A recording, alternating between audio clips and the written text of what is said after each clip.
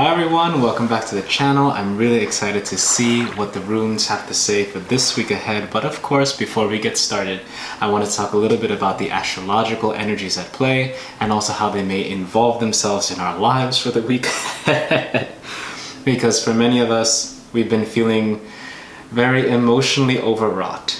I wouldn't be surprised if you've had certain circumstances or situations that come up where truths have been revealed, or perhaps you have been coming into contact with elements of the emotional underbelly of one's psyche that have not been easy to look at or easy to encounter. And the reason why is because we just had a new moon in Cancer, and Cancer is a very powerful sign, and the moon is at home in Cancer because she is the ruler of that sign. And she is a very powerful energy to begin with, but to be in her home sign is really, imagine it as if it's moving the tides of your life, right? And when the moon is overhead, we have high tide, right? Huge high tides. And the position and the way that the moon shifts in her phases also affects the tides. So to have a new moon, in the sign that is comfortable in that lunar energy is going to create this feeling or this sensation, in my opinion, of all of the water being pulled back, right? To reveal what's underneath, to reveal perhaps hidden treasures, perhaps hidden prejudices or narratives or ideologies or whatever it may be. Small little shells, bits and pieces of the underbelly of the sea, right? And applying that to our emotional life, it means that we probably have come into contact with these elements the past week. I wouldn't be surprised if in the week ahead we also may be coming up against these undercurrents, these smaller or sometimes larger exposures of narratives, right? Because we also have Neptune in retrograde, and Neptune just went into retrograde, I believe yesterday, if I'm not mistaken. And Neptune is the planet of spirituality. It's the planet of vision, of dreams, of storms. Neptune, also known as Poseidon, right, is a very powerful deity. And to look at the mythology of that deity and applying it to the energies of the planet really brings things into focus. Poseidon was considered the earth shaker. He is a very tempestuous being, right? It takes a lot to placate him. And once he gets started, there's no stopping him, right? He has an unimaginably vast imagination, and his capacity to dream of the universe, considering that from the ocean many things have come, right? The water is home to many things. And so to put that into context, Neptune in retrograde is going to really bring up a lot of these narratives. It's going to bring up a lot of the stories that we tell ourselves and how those stories may either support us or hinder us from moving forward into the phases of our lives that we are working towards. So that's a little bit of the astrological background that we're working with for this week ahead. So do take your time and be gentle with yourself as always, just because when it comes to these kind of energies and coming up against particular narratives or particular concepts that we may have been functioning off of subconsciously, it's sometimes not always easy to figure those things out or to come up against them, right? It's kind of like a wave crashing against a stone, right? The water can handle it, but it's not fun. So let's see what the runes have to say. You know, with those astrological energies.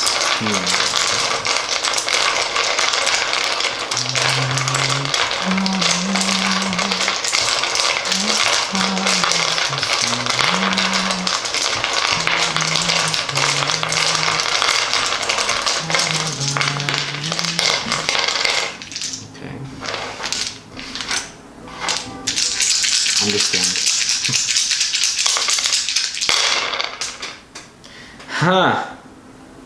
We'll talk about that in a second. Because I had two runes that fell on my lap and I'm very curious about them. Because it seems to me that there's the song that I was singing, as you guys know, sometimes I get a song and I'm using the song to help me tap into the space. was again from Lord of the Rings. Love it. You guys already know.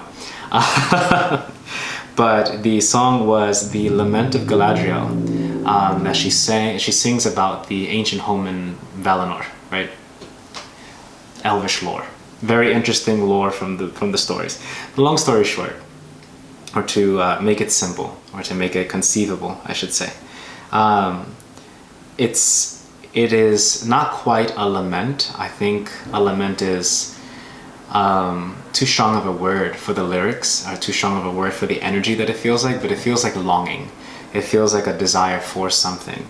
And I think a part of our themes for this week, especially dealing with the new moon in Cancer and coming off of that energy, and then walking into, or just entering into, the energies of Neptune in retrograde, it feels to me that we are being invited to understand our desires, understand what draws us to the things that we desire. Why do we desire those things? Is it based off of an old narrative? Is it based off of a new narrative? What stories do I tell myself in regards to the things that I desire? Because every desire, it leads us somewhere. It leads us to something beautiful. It leads us to perhaps a lesson. It leads us to perhaps a gift. It leads us to bugs trying to get in through your window. A desire to break through or to enter a new space. I see you, Spirit. I understand.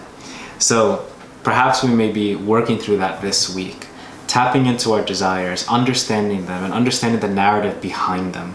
And then we're starting in the center here, radiating outwards. And I find this to be quite interesting too, because we have Kenas, and I believe it's in Merkstaff position, right?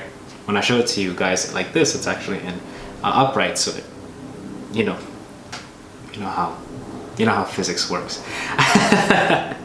So on the table, it is Merkstaff, and Kenas is, I haven't seen this rune in a while actually, but Kenas is the rune of the torch, right? It's one of the 3 fire runes, so like alongside Dagos, the day, and Sowilo, the sun.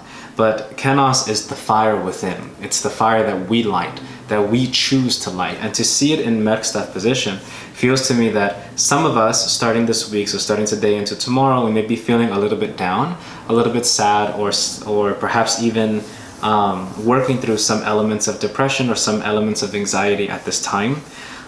It may just be coming from encounters with our emotional bodies that we were not expecting, probably a result of the new moon in Cancer. So I wouldn't be surprised if it feels like the fire kind of was quenched a bit, right? The fire of our emotions and our desires and our inspiration, and the thing that leads us forward, right? The thing that gets us up in the morning, kind of like, it feels like it was calmed down in ways that that isn't necessarily beneficial.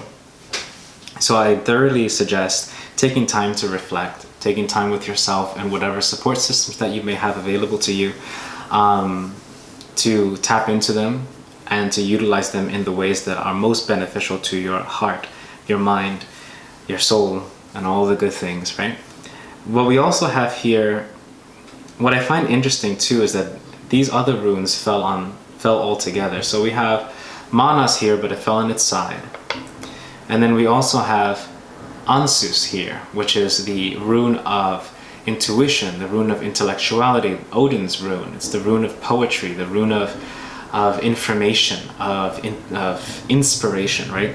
And to have these runes all together, if I were to read the narrative, right? Because again, this week feels like a week of narration, of the stories that we tell ourselves and how those stories shape the lives that we want to live. But if I were to read the story and to follow the thread within these 3 runes, without looking at the other runes for now, but just to look at these, the first couple days from Wednesday up until Friday, so today until Friday, I feel that there's this energy of learning to come to trust ourselves much more fully. There are messages coming in, messages from others, messages from our friends, our family, perhaps messages from our ancestors, or messages that we get in terms of our relationship to the world and the natural world around us. For example, you may be walking around and seeing a butterfly or a dragonfly, or you may be having dreams recently, or see an increase in the amount of dreams that you remember when you wake up in the morning. Whatever it is, these messages are coming in, and they're coming in to help reawaken and re-inspire you. And it's about learning to embrace your connection with your higher self so that that energy may come through and continue to ignite you, to continue to restoke the flames in your heart. And I see here in the weekend we have dagas. So there are things that are coming to light in the weekend that feel very beneficial, or it feels very, because we also have Fehu here, but Fehu had fallen on its side.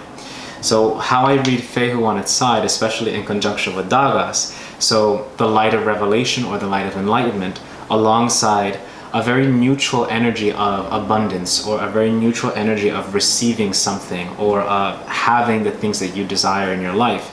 It feels to me that for some of us there may be, because this is a reading for many people, for some of us we may be experiencing or hearing messages or getting these clear communication that we've been looking for. Whether it's clear communication between ourselves, perhaps you may have been thinking about something and haven't had the opportunity to kind of get a clear idea of what you wanted to do about that situation, and suddenly over the weekend it's going to click and you're going to be like, okay, now I think I know what I wanted to do. Or it could be something very literal, right? Literal in the sense of you received a message from someone that you were waiting to hear from, and it happens over the weekend, right? And once you get that message, it gives you a better understanding of how you want to move forward within that certain situation.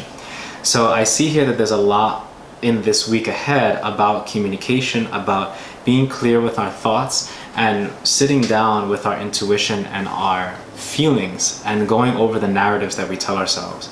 So what I feel for this week ahead, because there's a lot that happened there. What I hear for the week ahead is to take your time, move slowly, breathe through the situations that you may encounter in this week ahead.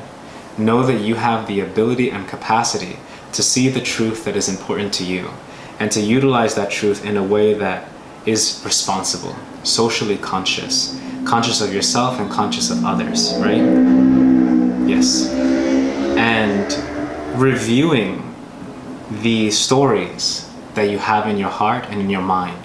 If there is any story that you tell yourself, or any narrative that you tell yourself that is not beneficial, or puts you down, or makes you feel unworthy of love, or unworthy of the things that you deserve in your life, it is time, at least that I may invite you, and it is time to invite yourself into restructuring or reimagining a new story, right?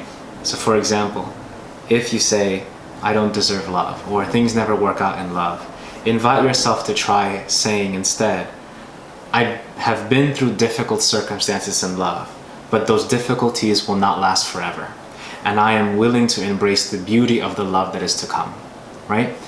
Something as simple as that is going to really shift your perspective, and I think it's going to reignite this inspiration and this passion for life. So, hope you enjoyed that. That's what I see for the runes ahead. I hope you liked the video. If you like it, please like and subscribe below. It really helps. So thanks. And I will see you guys here on the channel next week. I'm really excited. Also, don't forget to check out Solace, which is my newsletter. The new newsletter is going to be coming out on July 1st, so you'll get a whole almanac for the month ahead about what astrological stuff is going on, some meditation ideas, and relevant information for the month ahead. Okay? So thank you guys for joining me. I really, really appreciate it, and I'll see you guys soon. Bye, everyone.